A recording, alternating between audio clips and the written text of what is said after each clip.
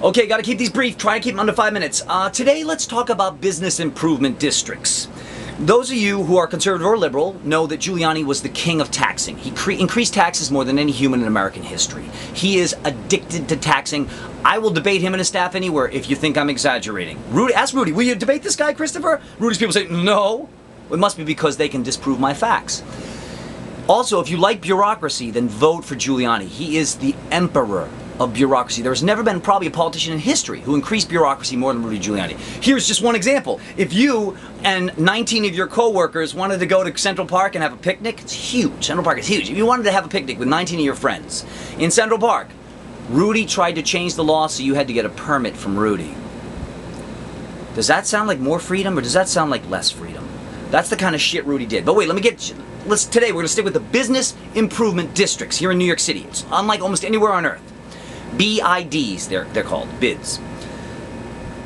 Giuliani wouldn't do anything. He wouldn't clean the streets. He wouldn't go against crime. He didn't do anything. Everything Giuliani did was fake, like his comb over. It was for show. It was for appearances only.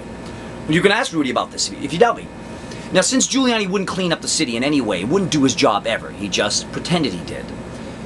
All the private businesses, for instance in Midtown, had to create business improvement districts. That's where they pooled their money in a neighborhood. Let's say there's the 34th Street Business Improvement District. So the businesses, some people went around and they went to the different businesses and said, would you like to pitch in? We're going to hire some actual people to sweep the streets, and we're going to hire some crews and some security officers, like security guards, to wander around and keep our neighborhood safe because Giuliani won't do it.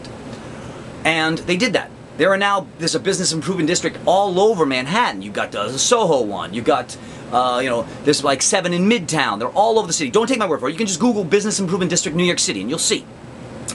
What people don't realize, and the media didn't want to talk about it because they were all endorsing Giuliani, is that a business district improvement is a double tax. Every one of these businesses was already paying for sanitation and security services. It's called their taxes. And their taxes are supposed to go to sanitation and police.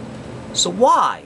The very fact, if there are business district improvements, if I didn't make this up, if you can Google business improvement district and you can find in New York City a whole bunch of business improvement districts, it's over. Giuliani's career should end right there because it's physical proof that Rudy didn't do his job and wouldn't improve the city in any way, forcing the businesses to then pitch into a fund to clean up their neighborhoods and their districts on behalf of customers and stuff. You want people to come to your business, you got to make sure the neighborhood's not filthy and scary.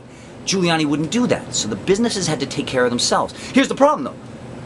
They had already paid the taxes. It was the first double tax maybe in Earth's history.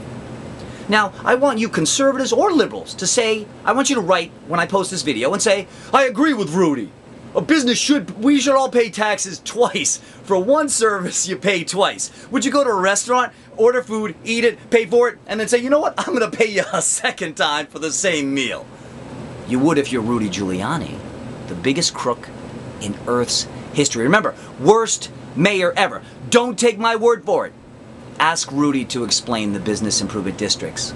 He'll plead the fifth because he's innocent, like Bernie Kerik and all of his other cronies.